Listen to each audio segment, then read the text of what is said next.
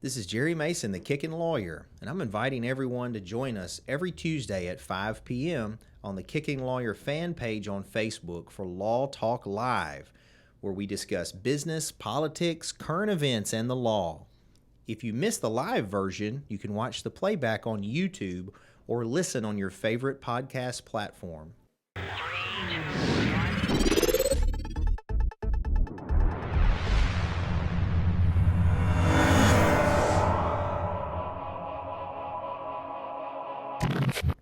All right, it's Jerry Mason, Kickin Lawyer, and we are live for another Law Talk. Thank you guys for joining us. We're a little early today, so hopefully people will get on here. It's all good. Earlier the better. Don't forget to subscribe to our content on all podcast platforms. We're on YouTube, Google Podcasts, Apple Podcasts, etc. We appreciate that. Share, comment, whatever makes you happy. You can go to TikTok and watch Josh do dances. And sometimes I talk about law and stuff. Just check us out at Kickin Lawyer. Lots of fun dances. NA The Band is a local band we support a lot. You can go to anywhere you listen to music, Spotify, Apple, iTunes, etc., and download Inside My Head. It is free, and it helps those guys out, so please do that. Our longtime sponsor, Michelle Allen. She's with Cry Like Realtors. If you're buying, selling, renting, leasing real estate, Michelle is your go-to. She's also a genuinely good person who comes to my other business, The Seller, so I'm very thankful for her. Mason's High Octane Martial Arts in Covington. We've been open since '93. You can visit masonsmartialarts.com. 30 years in business, and we'd be glad to teach you to kick people in the face, fight zombies, whatever makes you happy. The Cellar Restaurant and Prohibition Bar is located off the square here in Covington. We're open 7 days a week. We have brunch on Saturdays, Sundays, live music Friday, Saturdays, trivia on Tuesdays, just constant, tons of stuff going on. You can visit cellartn.com or the Facebook page on that. And then we got Josh's Masonite Digital Marketing. He'd be glad to help you with your video, commercials, online brand presence, websites, etc. Just go to masonitemarketing.com. Last but not least, the Covington Comic-Con returns to Covington, Tennessee. The Covington Civic Center, August 12th and 13th. You can see all the vendors, all the fun cosplayers, Budget Batman, Creepy Panda Guy, etc. at the Covington Comic-Con. So join us for that. We've started guest announcements on the Facebook page now. Yeah, that's right. You can visit CovingtonComicCon.com and get tickets, or I think we're almost done with vendors, but if you're interested, let us know. Joining me today is Miss Emily Guenther. How are you? Doing well. How are you, Jerry? Good. And we were blessed to have your better, I don't want to say better half, your other half. How about that? He's the better half. I don't know about that. Last week on the show, Stephen. And so how are you? I'm doing well. Good. And you guys run the Broom Closet, correct? We do. And you have 2 locations, we have 2 now. Tell us where they are real quick. So our original location is in downtown Memphis at 552 South Main Street. And we just opened a couple of months ago into Jackson, Tennessee. So we're on Carriage House Drive in Jackson now. Nice. How's that going? It's going well. Is it? It is. So tell everybody a little bit about what your business provides, what they can expect to find there, etc. The Broom Closet we're a metaphysical store. We sell items and accoutrements and anything you might need for alternative spiritual practices and religions. So candles, incense, crystals, jewelry, also books and tarot cards, and other items that are used in like what you might say conjure hoodoo practices. So how did y'all get into that idea? It's not an exciting story. Okay. No, everybody has like these great, like, this is how we decided to build our business. And it was, I got fired from the job I had previously. Had been a rough patch, and we didn't really know what to do. I was job hunting. I wasn't having a lot of luck, and I had always sort of had this idea, this daydream of when I retired, because I'm a millennial, I'll never live to retirement, but when I retired, I was going to open this little store and sell herbs, and it was just a weird little dream, and I never expected it to be anything. It was just something to kind of think about, when you were at work. And Stephen, being the businessman that he is, said, why don't we try it? Mm-hmm. You're not doing anything else. And my argument was, but we need money. Opening your own business doesn't necessarily bring you money. This is very true. But we did. We opened. We tried it for a year as we decided we would, and it's been 8 years. Oh, 8 years. So the Memphis location's open 8 years. Yes. Did y'all relocate, or has it been in the same spot? No, we've moved a couple of times. That's what I thought. I want to say I had talked to him about that some. So in that realm, so when you say that kind of stuff, because I'm always I told you earlier, I'm very interested in all of that, the whole potential witchcraft, pagan, all those things are interesting to me. And I think if you look at, so I'm a Christian, right? Yeah. But if you look at the history of Christianity, my views on Christianity often conflict with modern Christians. And part of the reason is if you actually look at the history of the religion, they were really good salespeople. And I don't say that to be a negative. I mean, it's for the religion, it was a positive, and that's what I believe. But like they took a lot of pagan holidays, rolled them into, all of a sudden they were Christian holidays. Yes. And so there's a lot of root in that because it wasn't well received initially. You had people that believed one thing, just like now if all of a sudden you come in and tell somebody you're going to think this. Yeah, same thing. My point is, so all of that I've done, like I read a book about Druids, the history of the Druids. I've read on that. We even got some books on like witchcraft and stuff. But I guess let me ask you this. How it's hard to say this question. I'll just ask you. So like spells and all that stuff, do you believe all that's possible? Can you do it? How does it work? Yes, and yes. Okay. I do believe it's possible. And I wish Stephen was here for this. He has the best story. And he knows a lot more about the Bible than I do. He was raised in Christian schools, was in a conservative Christian religion most of his life. Went to training to be, he spoke in the church. But yes, spells are real, but also you have to believe in them. If you don't think it's going to work, it's not going to work. So the person that's the target would also have to believe it's going to work? Yes, but that goes to the assumption that you're doing a spell on someone else. I'm not saying that doesn't happen. It does. There's plenty of people in the world. But most people that do spells, we're doing them for ourselves, on ourselves, to help us break bad habits, to gain the job we're trying to get, to better ourselves in our lives, which is really what magic or spell work is supposed to be for. So, and then also, I would think that if you believe, well, clarify for me. I guess you would have different types of magic, right? The reason I say this is a lot of people that are on like a witchcraft view are sort of, I don't want to say anti-Christian, but maybe don't believe a lot of the Christian stuff. And to me, you can't really have one without the other. You know what I mean? Like if you got witches, that's inherently means you got to have the good, you got to have the light side and the dark side, right? Teach me. That's what I'm asking. Yeah, no, it's all way more complicated. So you can do spell work. You can do magic regardless of how you identify religiously. So a Christian could do spells. Oh yeah, there are spells in the Bible. Mm-hmm. Oh no, I agree. That's why I say that the Bible doesn't say that witchcraft, spells, all these don't exist. It actually sort of supports it. Yeah, there's plenty of doesn't stories. sort of, I guess it does. But my point is, like, I guess if you believe spells are possible, then why wouldn't you believe in Christianity? You know what I mean? Like, it's all part of the same story.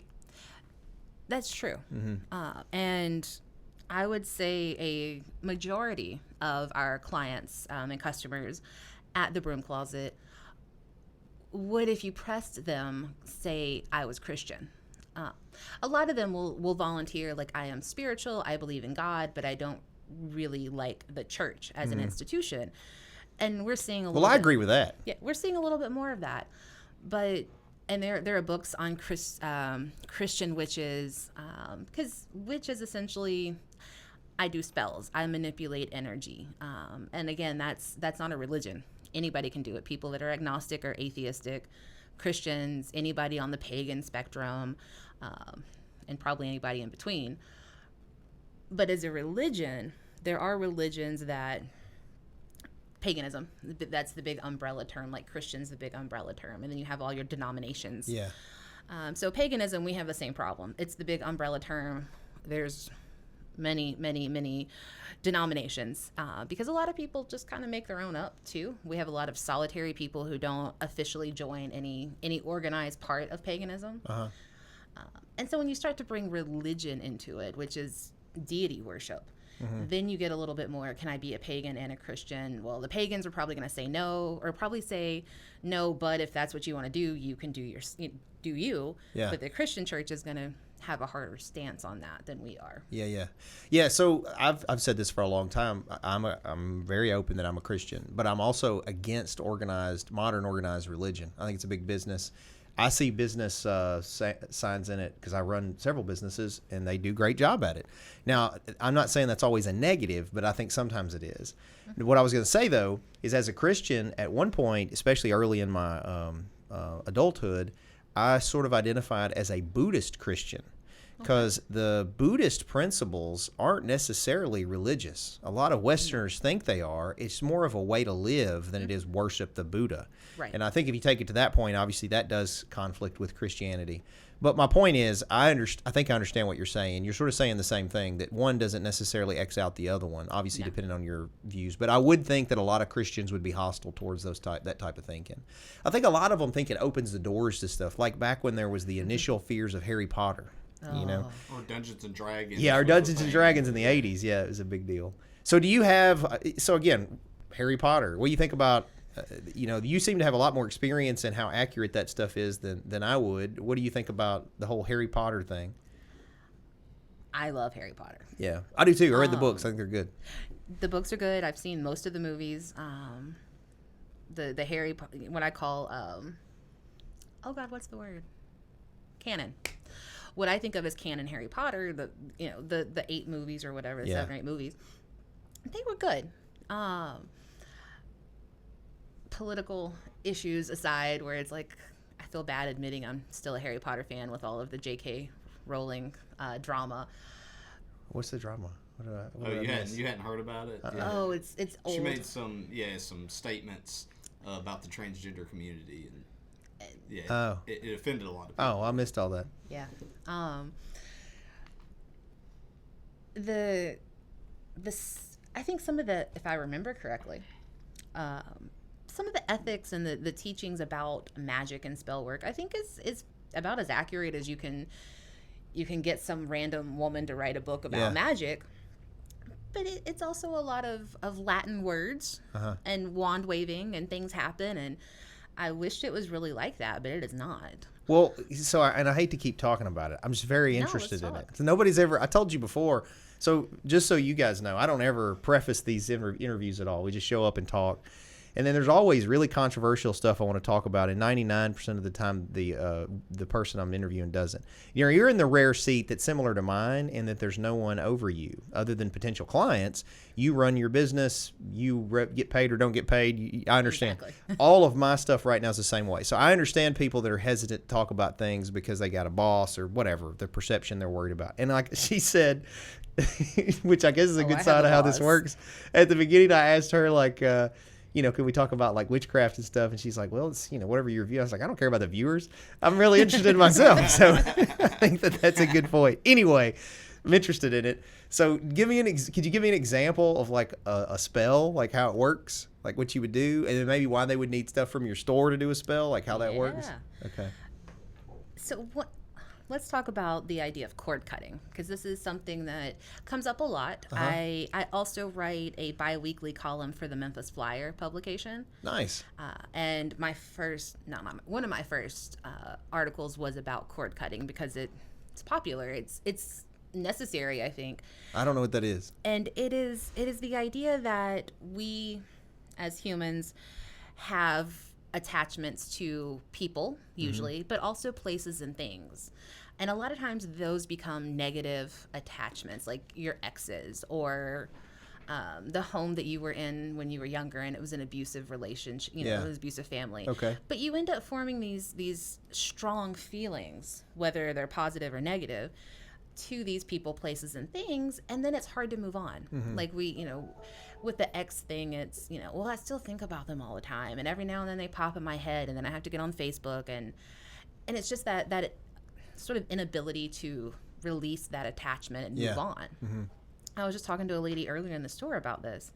So cord cutting is helping to sever that connection, that tie to, it's usually a person, to that person. And it's not easy necessarily, because usually we had strong positive feelings and then something happened and now we have possibly strong negative feelings, which are confused by the strong feelings we had previously. And it's a mess, right? We all have exes. And so it is a spell that can help you cut that attachment. And it doesn't necessarily work the first time. The more complicated the relationship, the stronger the feelings, the more you're going to have to do it until it kind of goes away. So you can, if you want to do them with visual items, physical things, so that help you visualize, help you remember, help you think on what I'm trying to do. That is what all the things that we sell in our store are for. They are visual, tangible things to go, oh, hey, yeah, I'm supposed to be not worrying about my ex. So you take 2 black candles. They can be big ones, little ones, whatever works for you. And you tie thread or string or something around both of the candles. And you set your intention, which is basically, I want to do the cord cutting. I want to release my ex. You burn the candles down. As they burn, the cord will catch fire and separate. So that is a physical representation of, I'm releasing this tie, this cord. And generally it's a good idea to let the candles go ahead and burn down, kind of dispose of all of that. You can do it visually. Steven and I talk a lot about mental magic, which is kind of where a lot of people end up at some point on their journey, which is, I don't need the candles. I'm just going to do this in my head. So you can do a visualization. You can imagine seeing a cord coming from you off through the space, at some point attaching to this person that you don't want to be attached to, and you cut it. You can do that with your hand. You can visualize chopping it in half. You can get a sword, a scissors, whatever you have. You can call in spirit helpers. St. Michael is a great one for this. He has a big fiery sword, really great for cutting things, and cut through this attachment. And the more that you do it, the lesser you have an attachment to that person. And eventually it will go ahead and sever. Well, in some ways, that's like therapy. Yeah. I go to therapy a lot. Spicy therapy. I know it's probably shocking to folks, but I got a lot to work on. Everybody needs to go to therapy. Even if you think everything's perfect, you should go. No, you should definitely go if you think everything's perfect. There's a lot of similar things you just said are very similar to what I've heard in therapy. So I guess then I would ask this. Well, by the way, you know who needs to do that spell? Sitting over there. What? No, I don't need to do that. I have guy, a little spell kit. That guy's been struggling for 20, no, not 20. How long ago was that, Josh? 12 years? 13 years? Yeah, no, it was just a lesson, man. I don't struggle. No, you still to this day don't. You just still, we'll talk about it later. I'm not going to bust you out, but everything you just talked about. Oh, Sugar over there. He needs to do that. I might need to come buy some candles. I don't know. Yeah. What I was going to say, though, is so what makes that different, though? Where is the magic at? I mean, I get that that's, maybe some people think that that's magic, but it seems to be very similar to what therapists would have you do. When I think magic, I think that you're using either a deity of some sort or demon or whatever, or spirits, or you're using energy. You know what I mean? Like there's something that's magic. Is that not generally the way it works? Is it really more just mental power? It is mostly mental power. Okay. Absolutely. Now there's no reason that you couldn't ask for help from a deity or an intermediary, such as the saints, or other spirits that'll work on your behalf. There's a whole slew of those. And yes, having them, support you or to lend their energy to your workings will make it go better, usually, make it happen a little faster, most likely. But magic, I say this all the time, magic is not a magic pill. Magic requires work. It sounds like therapy. It is therapy. But it's not instantaneous. And it's one of those things that you, as the person that's wanting something, you have to do everything in your power here in the physical world to make that happen. You can't do a spell for a job and you never put in a job application. Yeah. That's not going to go very well. But if you do a spell for a job, you put in the job application, you follow up on it, you put yourself out there, you take good headshots, you spam them, you be the squeaky wheel, you finally get the interview, you show up. The magic's going to kind of ease the way for you, and it's going to help. It's not going to do the work for you. Yeah, so it sounds like it's kind of like manifesting things, which I believe in. I believe that through visualization, you can cause a lot of things to happen. Yes. And so it sounds like it's sort of to help you manifest that goal, that change or that whatever it is. Yeah, but that's not I guess that's what you just said. It doesn't sound as magical. No, it's not. No, it's much more magical and exciting in Hollywood. But real life, there are, we say sexy a lot. There are sexy parts of it. Usually kind of the religious aspect of it, if you have a religious aspect to it. But spells on their own, it's just manifesting, and it's using visual props to go, hey, I'm burning this blue candle because I need to chill, I need to calm, I need to have a peaceful environment. Blue is a great color for that, so we're going to burn a blue candle for that. And maybe it puts out peaceful vibes into the atmosphere. Maybe it's just you looking at the candle and going, oh yeah, calm. Well, a lot of meditation is taught with something you focus on. Because I've done martial arts my whole life, right? And I used to do a lot of meditation, and now honestly, kind of because of the stigma locally, I don't really train. I've trained my high rank students in meditation, but it takes a long time before I trust that they're not going to think I'm crazy. But like in a lot of Eastern cultures, to meditate, there'll be like a gong they hit, and you meditate on the sound or the sound or a bell or a candle. Yeah. It's just to center and focus on things.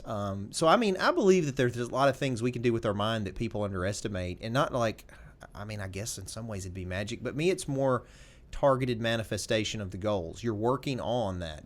You're staying focused on it, and like you said, you're not being sedentary and sitting there and just expecting it to happen. Right. So that's much more relatable, I think. Yeah. What about stuff like tarot cards and stuff like that? I have a deck in my purse. Oh, really? You want to do a reading?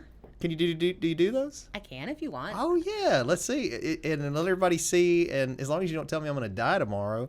No. No, tarot, I will grab them. But tarot is a divination tool, which anybody can read. I tell people, if I can do it, you can do it. Because I didn't really want to learn how to read tarot. It was part of a class I was taking. And then once it was over, I was like, oh, thank God, never have to do that again. But it stuck in my head. And I would start relating things like, oh, that's kind of like this tarot card. And I'm like, oh, I should go back to it. And so I've been reading professionally for about 12 years now. And it gives you advice. It's almost like going to your therapist. It is going to a third party who knows nothing about what's going on and going, hey, what's going on? What would be the best thing for me to do? Maybe how should I handle this? Tarot doesn't predict the future necessarily. The future is in flux. Depends on what we do, depends on what happens next. But it can show you how things are most likely to play out. It's not going to give you lottery numbers. It's not going to tell you how many kids you're going to have. I have had somebody ask me that. But it's advice from a stranger, essentially. That's okay. Sorry, Josh always fusses. I have too much crap on the desk. Sorry. It's all stuff I like though. I've had the tarot card readings twice in my life. One of them was my wife and I were on vacation in somewhere, and in the restaurant was a lady sort of in the back corner doing paid tarot card readings. And actually, the stuff that she said was kind of on point, really. But, I always wonder about the tarot card thing. Is it like when the people come up and they're going to read your, you sort of cold read people, and they're like, has anyone lost someone named, starts with a T, and they're like, Tom? And like, yes, Tom. And, and then it sort of narrows in. So, because I know they can have different meanings. Yeah. So that is what you're talking about. Feels is like a mediumship, which is talking to our dead loved ones, which I can do. I'm not particularly great at. I am much better about talking to spirits that have never been human. Let me put it that way. Never been human. Like haven't been born yet, or something else? No, things like deities, land spirits, spirits that are attached to the land.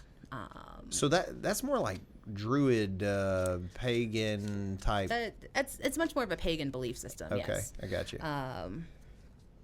I have talked to dead loved ones of people before.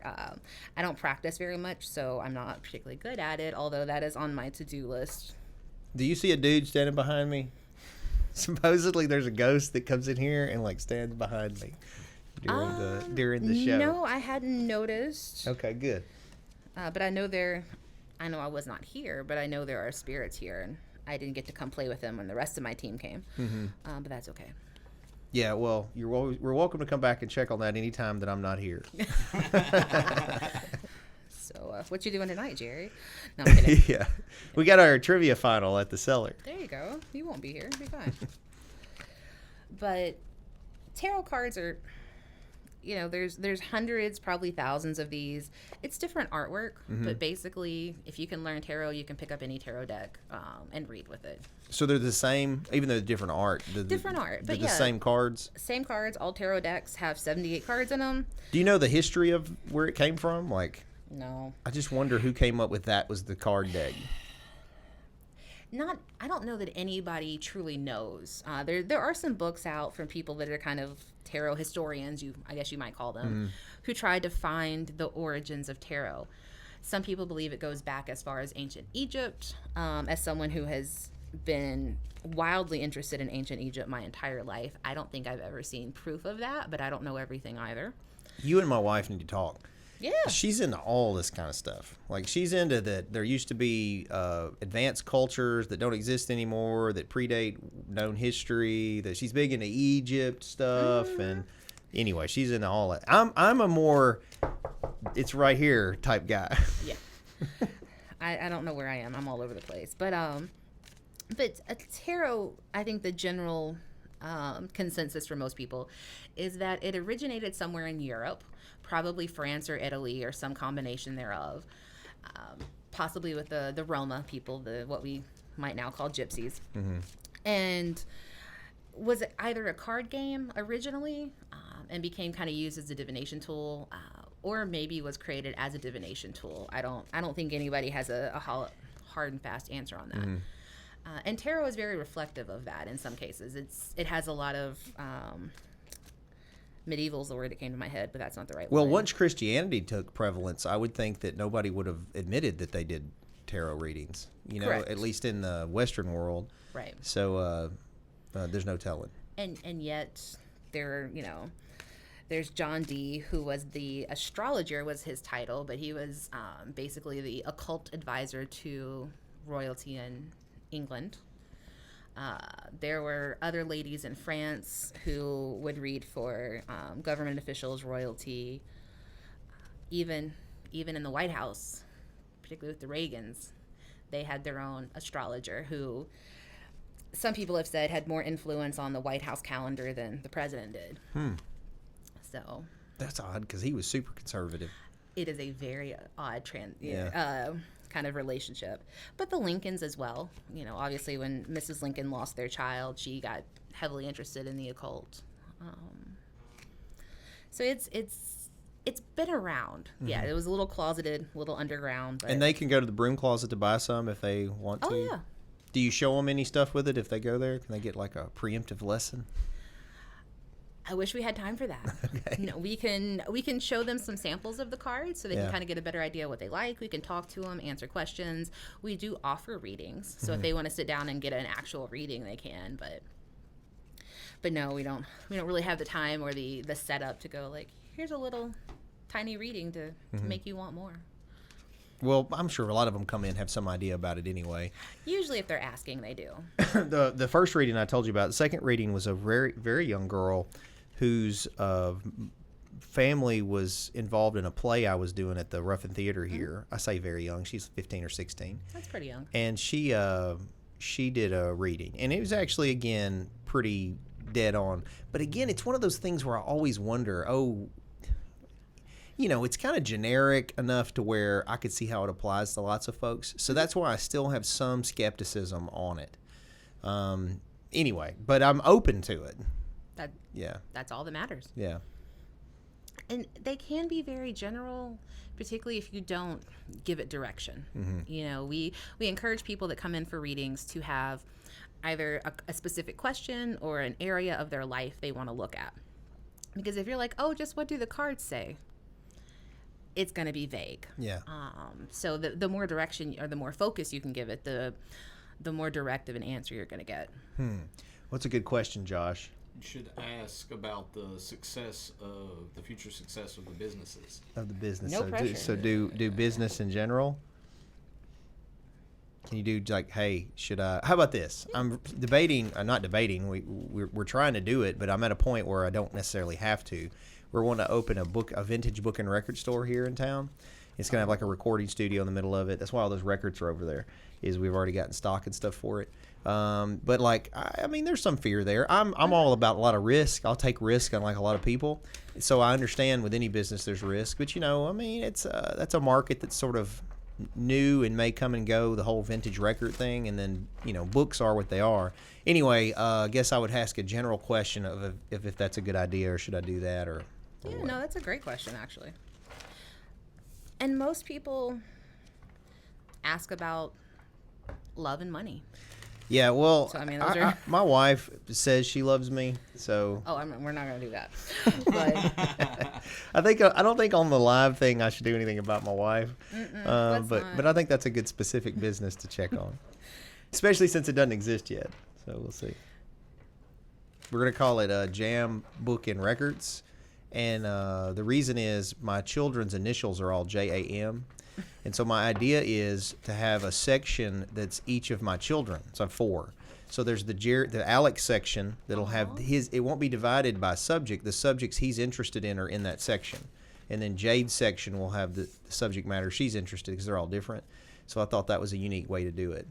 That sounds very fun. For me anyway. They may not care, but. All right. And I do take forever to shuffle cards. It does look like a new deck though. It is. Looks like you hadn't jacked with it. I haven't. That's why I'm kind of shuffling them because I'm like, these are all, they were still in order. I carried what I called a purse deck for a while. And then I was like, these things weigh a ton. I'm going to have to not do this. But I found this little pocket-sized deck. And it's been riding around with me, but I've never used it. Oh, okay. I get to be the first. Hopefully that's good luck. It's only bad luck if I drop all of them on the floor. That's what's going to happen. The last shuffle, she's going to drop all the tarot cards. My very first tarot reading that I ever had done, not that I was doing, but I went to an event. She handed me the cards to shuffle, and that's exactly what I did. Was I dropped them all on the floor. Well, you're still here, so that's a good sign. Yeah. Somehow. All right. Let me focus myself. Let's see. There we go. Finally learned how to shuffle.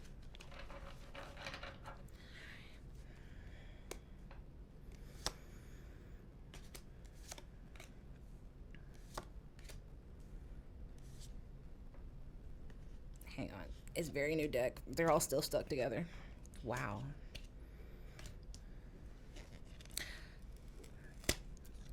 What? This is crap. I hope that's not bad luck. No. As much abuse as tarot cards take, man, no. I know people that have beloved decks that they've got stuff spilled on them. They're like, it has character. Can't see anything. All right. So my little tiny, not that anybody's gonna be able to see this. If we get whatever, we can hold them up and show the camera and can see them. That is true. Okay, so we've got 6 cards, and everyone reads tarot a little differently, which is the great thing about tarot. So out of these 6 cards, you have 5 major arcana cards. So the way I interpret that is that when there are, so backtrack, tarot is divided into two big sections.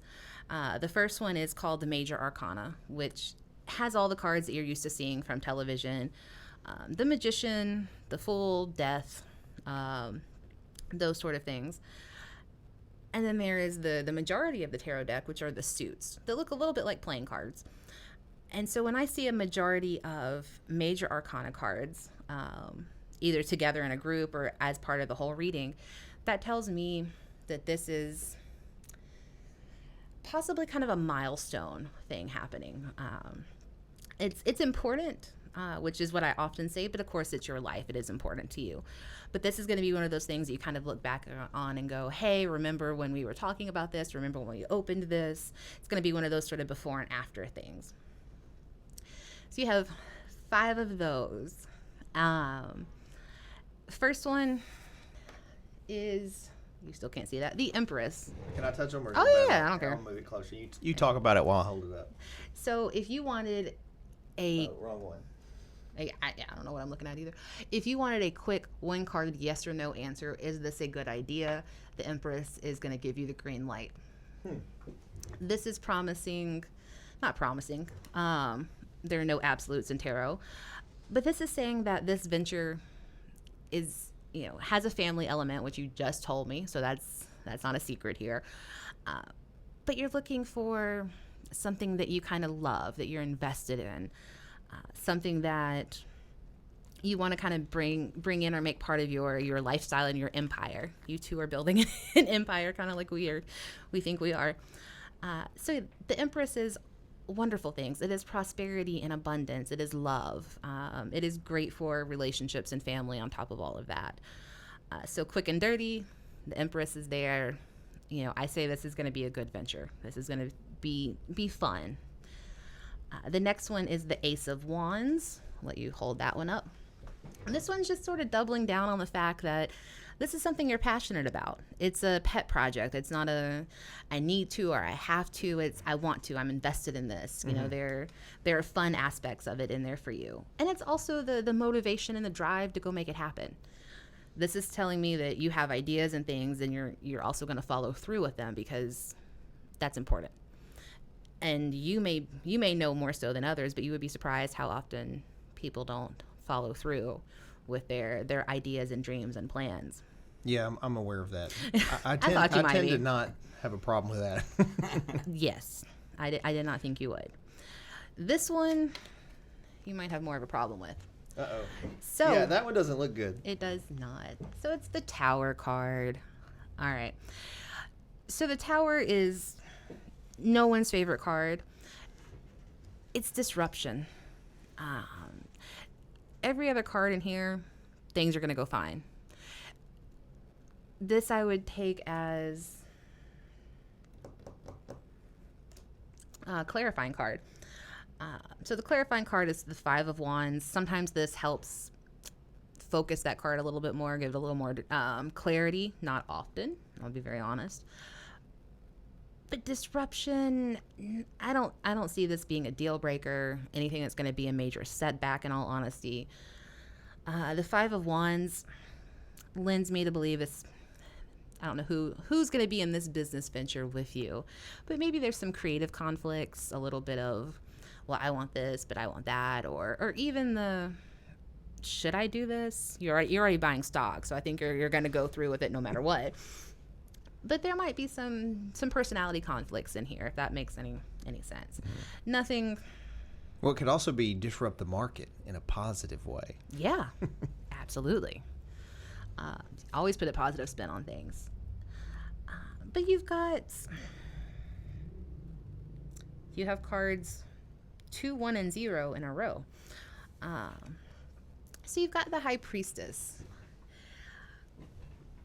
And you being probably the more logical, the more, as you say, like here and now in the physical world. I don't know how much you listen to your intuition or take that into consideration, but that is really what the High Priestess talks about is listening to that. Let that kind of guide you.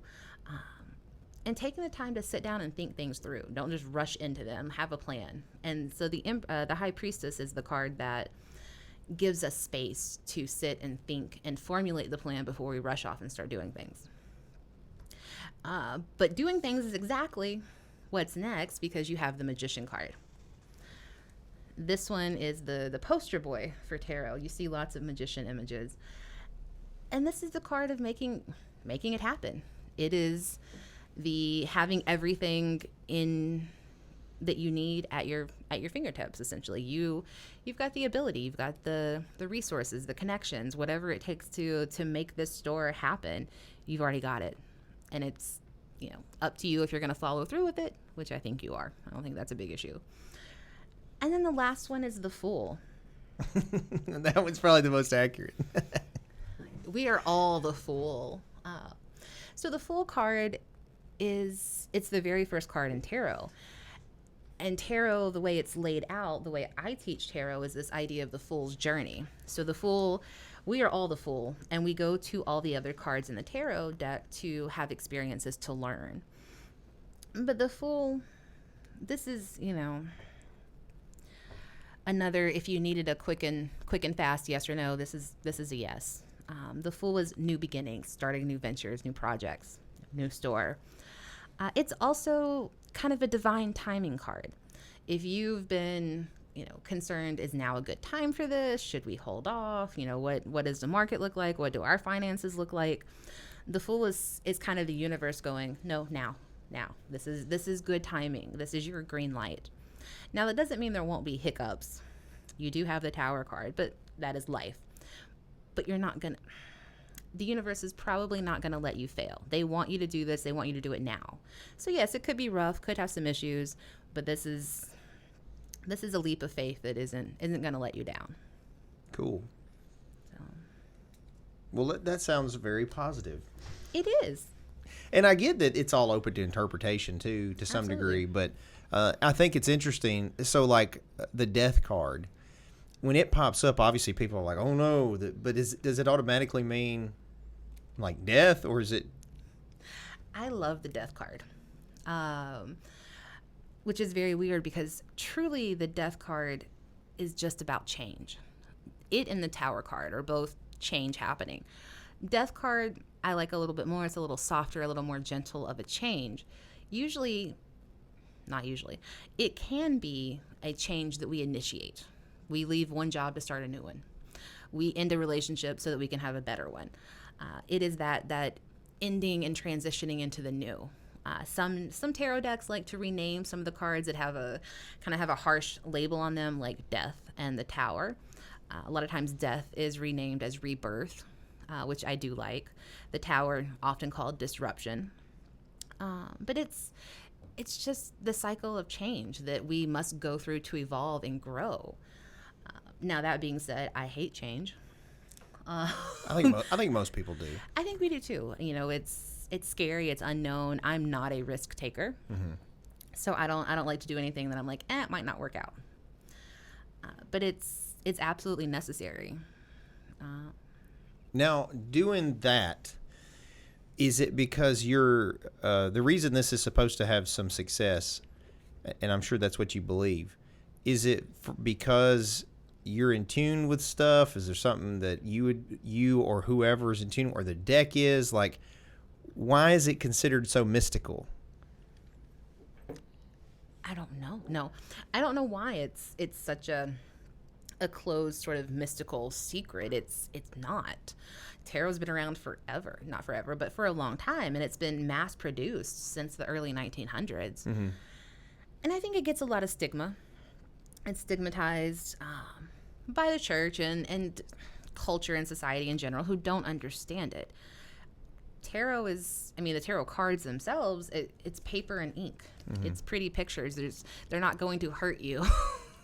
Might hurt your feelings. That's a whole different story. Yeah. But they're not evil in themselves. They have no power over you or anyone else. And like I said, anybody can read tarot. You just have to practice and learn and be dedicated to doing so. Now, the cards have sort of set what I call like textbook definitions, but everybody also has their own experiences that kind of filter or color the way they look at life, which is going to come through in a tarot reading. But when I do readings, I do have a little prayer that I say in my head. I don't really like saying things out loud when I do spiritual work. It's a weird problem I have. But I have a little prayer that I say, and a lot of people do this. I learned this from one of my teachers. I call on my deities and my guides, who I think are the most helpful for divination work. And I ask that the veil be removed, that sort of mythic, I'm not even sure it actually exists anymore, veil between our world and the spirit world, so that I can sort of see what the divination is trying to tell me. I ask that I be a clear channel for spirit, and that my ego be removed. And that is, we talk a lot in magic about the ego, and it has a negative connotation, but we need the ego to survive. But I'm just asking that need, that perfectionist in me can go sit down. I'm not going to be 100% correct. We're human. It's not possible. But just that part of me that needs to be perfect and needs that sort of reassurance of, yeah, you're doing good. It can go sit in the corner while I do this. So that I can be a clear, direct channel for spirit, and I can give you the message that you need in a way that you need to hear it, or in a way that you can hear it, rather. So I think people, short answer long, anybody can do this, anybody can learn it, but people that have a more spiritual leaning may be a little bit better at it, just that. And it doesn't matter which way that spiritual leaning goes, but that trust in the universe and the divine, and having a close connection and relationship that we talk every day kind of thing, will make doing any sort of divination easier and more accurate. So and if you want, you can leave those, because in a minute we'll get Josh to do a picture so that everybody can see exactly what we got on the table, so to speak. So let's talk a little bit about...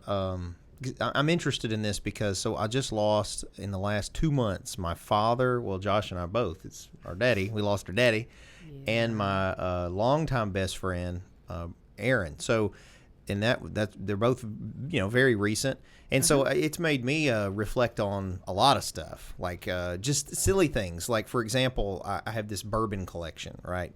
That for years I just get all this fancy bourbon, and I have it. It just sits there, collects dust. And then it struck me that I'll never get to have a bourbon with Aaron, never again. He's gone from this plane. So, obviously people, I think, are more open when things like that happen to the afterlife. Yeah. And, being a Christian, I have my own views on it. But I'm open that there are things we don't know. I think anyone who says they know for sure, I struggle with that, because we don't, until we're crossing over or wherever, we don't know.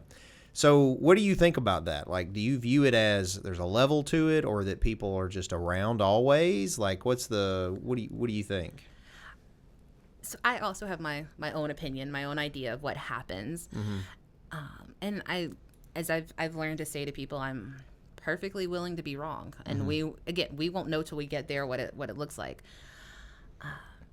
Well, to some degree, though, if you really feel like you commune with folks that have crossed over, that's a little different, because I'm saying I'm open to that. I'm not saying you were wrong, but I'm saying, like, my view is I can't say one way or the other. I can't say you're wrong. I can't say that, you know what I mean? Right. So I guess what I'm saying is, if you feel like that you have more insight into that, what is the insight? Well, let me preface with my views on what's next and how spirit communication like that might work is heavily influenced by my friends who are spiritualists. That is their a religious practice for them. And I have done mediumship sessions with these people who are mediums, and spoken to spirits that are, or people that have passed away that are in spirit, who were able to share a little bit of information. Now, the idea is that if you can communicate with this, with your father or your friend Aaron, you might be able to ask, what's it like? What do you do? They might be able to answer you. That might be secret information, essentially. I think that our loved ones that precede us in death, they kind of get a life review. I think we all kind of, it's like judgment. We all go, we kind of look at the book or watch the video, whatever it might be, and go, hey, you see what you did there? Did you learn the lesson? We know we're not supposed to do that. Okay, good. And you kind of do that, and you acclimate to being in spirit. You acclimate to not having a body, not having the same connections, ties, problems. But then once the spirit is sort of settled in the afterlife, if they want to, I believe they can come and visit. And then kind of go back and forth as they please, or as they're allowed, or whatever the case might or might not be. I know when my mother died, she's been gone coming up on 10 and a half years now. And she had health issues, but it was still an unexpected death. And it traumatized me. That was the year after she died when I got fired. It was all of that kind of, it was a bad year. I wasn't dealing with things well. And we were very close. She was my best friend. I'm an only child. We did everything together. We functioned as twins in many ways. And I remember, I woke up that Monday morning, the Monday after the Super Bowl. Thanks, Mom, for ruining the Super Bowl for me. And two red lights outside my window. My dad hadn't even come to get me out of the bedroom. I woke up to an ambulance there, and she was dead. And I had a dream later that week where she came to me and said, look, I'm busy, but if you really, really, really, really, really need me, I can come, but I am busy. And I was like, okay, thanks, or something along those lines. And since then, we do have visitations. Sometimes she comes to me in dreams, and it's hard to describe. If you've ever had one, you kind of know. It feels differently than just a random dream. It feels like you're visiting with that person. And a lot of times we're not doing anything important. We're in the kitchen where I grew up. The last one, she was putting dishes away in the cabinet. We were just talking. Meant nothing other than I got to visit with my mom for a few minutes. There have been other times where I have sat down and reached out to her and been, Mom, I really, really need to talk to you. And sometimes I feel like she shows up, but not always. But I think they're allowed to come and go once they've acclimated. And I think that acclimation period is very important. I don't know if that is helpful. Yeah, no, so I didn't tell you this at the beginning. No, it does. What I mean is, so my partner, Brian, is big into all this kind of stuff, right? He has unique views. And I say unique. They're maybe not that unique, but different than mine, right? Mm-hmm. So when I was in law school, he had this, there was this, what did she call herself? I'm not sure what she would call herself, sort of like a medium. But she would do like life path readings and claim to communicate with like a loved one, and sort of you had a spiritual guide type thing. Yeah. And I think her whole view was that you've lived before, you're here to learn some lesson. These folks are trying, it's a lot of times it's supposed to be even the same souls in that circle that are sort of all rotating in different positions to teach you stuff. Yeah. And so he wanted me to go. And so I had I was having a rough time my second year of law school. And he was like, you need to go, you got to go. And it was really expensive, I remember. This one was expensive. Anyway, so he pays for me to go. So I go. And I had a thing where I wasn't going to like show any signs. I was going to I wasn't going to be like, oh, are you feeling? And I was just going to be silent. And it was either was or it wasn't, Yeah. So anyway, one of the things I did is I went in. I didn't want her to know that I was married. So I had taken my ring off and left it in the console of the car. And because I thought, some of the things she'll know, if you Google me, you could find stuff, whatever. Right. Maybe I was trying to get away from all that. Mm-hmm. Well, literally one of the first things she said, and she did a lot of the things you're saying that you do in your head, she did verbally. She did like this prayer thing about her, all this kind of stuff. And then she, one of the first things that she said they were coming through on was ring on, ring off, ring on, ring off, that I'd taken the ring off. And I had been like this on purpose, so you couldn't see a tan line or nothing, And anyway, some of it was pretty on, and, some of it was kind of general, I guess. But one thing that she said was, they show me with you at a desk with some light coming in and a bunch of papers on your desk, and you look, this is your older version, but you seem happy and busy. And she's like, are you in law school? Like, could have Googled it, but very on the head on that kind of stuff. So my point is, I'm open that there are people that are in tune with things I am not, in martial arts. I was very in tuned and got so good at like reading people sparring that it almost looked like a superpower. Like they would move and I'd already be out of the way because I had done it so long I could read their movements. And I also realized that may be a skill that I had other people didn't. So similarly, I think there are people that can do some of this kind of stuff. I'm just very interested in it because it's so a skill I don't have. We always want the thing, or we're interested in the thing that we don't think we can do. Yeah. I probably couldn't do what you do. I think with the training, you kind of like you said, you're probably like me. I think with training, anybody can do. I mean, I do have a 2nd degree green belt in Taekwondo, but Oh, see, there you go. You already started on the way. that was many years ago. Yeah. But yeah, it's like what you're talking about there, kind of being able to like read them and see what they're most likely going to do in response to what you do. That's practice. That's experience. That is living it over and over and over. And so, yes, that is a level of magic that you have over your students that they at some point could have as well if they put in the dedication that you've put in. Yeah, I do think with what you... I know one of your students. Okay. Or previous former students. I don't know. He's very amazed by you. Oh, okay. Well, that's good. At least as long as it wasn't negative. No. He's impressed with everything that you do and how you can stay so busy and you know. That's the thing that people commonly say to me is I don't say you do all you do. But, the thing is, I don't do it all. I have people that help me. I'm very blessed to have good people around me that help where I get. And then also the things that I do are things I would have done anyway. So like this, I enjoy. I enjoy talking to you, right? I enjoy defending people. My whole life I've been like this bully preventer. I enjoy representing people in court because I feel like I'm protecting them, from bullies. I enjoy martial arts. I enjoy the restaurant. I like to eat and I like bourbon, So it's like I don't do anything that's really work, and that makes it a lot easier to do it all the time.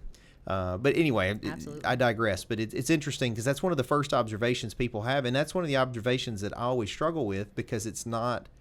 I don't feel it's difficult at all. It's all things that I enjoy doing, So anyway, having a great team is. I'm sure you're probably so feeling important. the same way. How's it been splitting? Let's shift real quick, and we'll tie it up in a minute. We're getting a little long, which just tells you I like talking to you. But how's it working business wise, running the 2 locations? Because I have found that to be a new challenge. Well, we are, 2-3 months into it, so it is still a little new, and it is still a little of adjustment. But I think we've finally got a rhythm going. We have a great team in Memphis and in Jackson. We've got two local ladies in Jackson that manage and work at the Jackson store. We found a tarot reader. We found this wonderful spiritual lady who does tarot readings and sound healings and some other things that I'm not still sure that I understand yet. But she's there quite a bit as well, offering readings, kind of just some energetic support to the store. And Steven and I kind of go up once a week. He's supposed to be going up tomorrow. He usually takes like a Wednesday. And I typically go up on Saturdays to kind of help out. But usually once a week, one of us will go up. We kind of have to do the paperwork and all the accounting and the backroom things, or bring that back to Memphis so we can do it. But I mean, so far it hasn't been that difficult of a transition. It's really not. Well, you've got 8 years of experience with the first location. Yes. And I would say for people watching, and you, because you've had good experience and done it right, may not have this observation. But I tried to expand too quickly many times. I've had what I thought was a relatively successful business, and then I opened a second location, and you got to have the base business down. That business model's got to be down. When I was, I bought my martial arts school in 2000, and my goal at the time was to be this martial arts empire guy. I've always been expand, grow, expand ever since I was a kid. Anyway, so I bought the place. I was 20 or 21. And I was the youngest at that, and that organization, I was the youngest guy in the organization to own a martial arts franchise. So a year later to the day, I opened my second location. The problem was I didn't have the depth of students that had been trained under me to be instructors, to have instructors in the new location. and I didn't even really have the business down solid. And so in 6 months, that location closed because I didn't have instructors for it, couldn't do it. That was my first experience. And then I had similar experiences early on here. When we have 2 offices now, but I tried to expand literally a year into being a lawyer with other people. And so I say this not for you, I say this for everybody watching. If you're looking to open additional locations, it's very, very important, in my opinion, to have your base location solid. You got to have a good business model, solid, ready to replicate in new markets before you jump ship to a new location. Absolutely. And know your markets too. That's one of the things that we spend a little time with sort of unofficially for the last year and a half. We've been kind of going, well, how many customers do we have from this area? We have people that regularly drive to Memphis from Little Rock to come see us. And we highly, seriously considered opening a store in Little Rock. And we both had misgivings about trying to open a store in a different state. I was like, the first time we expand, let's not take on that monster. And so we just kind of started looking, and we realized we had a lot of people coming from the Jackson area coming to Memphis to see us. And we started talking to them and asking them, like, oh, you live there, what's going on, what's happening? And Blue Oval City is coming. We're trying to get in a little bit ahead of that. So we knew that we had customers and clientele there. It would have been ridiculous to open a store in Jackson, Tennessee, without knowing that there were people there that would come and support us. Yeah, I think that's another great observation that I have learned over the years too, is you need to know the market you're going in. You need to know who your customer is, and if this market you're entering has that customer. So yeah, that's great that you notice that, because I think that's a mistake a lot of business owners make. They're like, well, I like doing this, I'm going to open this business here because it's a mile from my house. But it may be I'll give you an example, a gourmet dog food store. You can open it in Collierville, Cordova, where people have, $100,000 extra money to blow on their dog. Yep. But if you open it in Mason, Tennessee, not knocking Mason, probably not going to make it over there, No, exactly. Yeah. No. Cool. Well, why don't you do this? Because I've taken a lot of your time, and thank you, by the way, for being open to talk to me and do all this. I enjoy it. I do too. But tell everybody again about the Broom Closet, where to find you, all that kind of stuff. So the Broom Closet, we have our Memphis location downtown at 552 South Main Street. We have our Jackson, Tennessee location. We're at 202 Carriage House Drive, right off of exit 82. We also have an online presence, thebroomclosetmemphis.com if you're in Memphis, thebroomclosetjackson.com if you're in Jackson. We have an online store, so both of those feed into our online store if you need anything there. We ship to the lower 48 for a flat rate of $7.95. You can also book reading services there as well. We do tarot readings, we do aura and chakra readings, and then, like I said, our lady in Jackson also works with tuning forks, so she does tuning fork sessions, and we do workshops and events every weekend, basically. Cool. Well, and then the last thing I would say to people watching is, I think me and Emily had a pretty good conversation, even though, we probably have different views on a lot of things. And I think that's a lesson for the world is people that are different than us or maybe have different views are not bad people. It's just that they have a different view. And if you're open-minded, sometimes you can learn things from each other. And the only way to do that is by talking about them. So, anybody that watched and is like, oh, no, there's witchcraft and all this, it doesn't necessarily, based on what she's telling me, it sounds more like therapy anyway. So we call it spicy therapy. Yeah, spicy. I guess maybe it's more spicy if I do it without my clothes on. That might make it different, right? That is a different branch than what we do. I know those people. I can hook you up. Yeah, that's not what we do. Okay. So will you guys be at the Covington Comic-Con this year? I thought we would. Are they, Josh? Steven I don't handle the vendors. Did he actually send in the application yet? Yes. Steven told me the other day that they would be there. I thought we would be. Yeah. Well, again, people think that this Covington Comic-Con, hey, Jerry's at the guy. But I don't even know what's going. Like Josh and Tara have been handling it. Do a lot of and then I'll just shake my butt as Budget Batman. It'll be great. Well, thank you for being on, Emily. No, thank you for having me, Jerry. And all you that watched us, thank you for spending some time with us today. As always, I want to remind you to like, follow, and subscribe to the podcast. We are on YouTube. We're also on audio versions on podcast platforms. Please check us out. Been on TikTok now for a while. Got a good number of followers there. There is some legal information on there for entertainment purposes only, and then some dancing, right, Josh? Sure. And then NA the Band, Inside My Head, is available for free, so please check that out. They're very talented, and I talk about them all the time, so hopefully you guys have given them a listen. They got a lot of shows coming up, too. And then Michelle Allen's been a longtime supporter of the show. If you're buying, selling, renting, leasing real estate, or you just have questions in general in the area, just holler at Michelle Allen. She's very nice, very helpful to new people in the community. Mason's High Octane Martial Arts is where I do magic. You can come visit masonmartialarts.com, and I'll be glad to teach you how to kick folks and swing nunchucks and etc. It's a lot of fun. Old or young, you should do martial arts. And, of course, the cellar, I was just telling you about that, open 7 days a week. Currently, we have a Covington location. We're opening our Somerville location, hopefully, I think, August 1st, tentatively. We'll see. And then Masonite Digital Marketing, Josh will help you with your branding, your website, social media campaigns, videos, whatever stuff you need help with. Just visit masonitemarketing.com. He'll help you. And then last but not least, you heard us talk about, and the Broom Closet will be there. You can come visit them at Covington Comic-Con, returning to the Civic Center August 12th and 13th.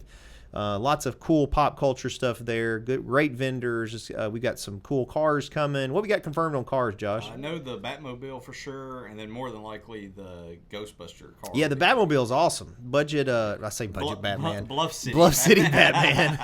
Bluff City Batman will be there, and he's got the actual car from the '89 Batman replica.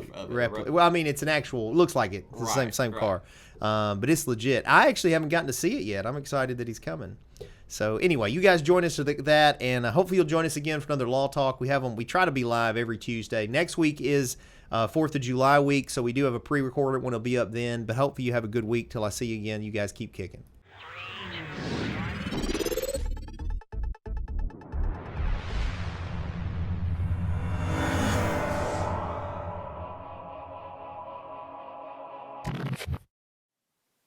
Thanks for watching, guys. Just remember that this is not legal advice or investment advice or business advice. This is for fun and entertainment purposes only.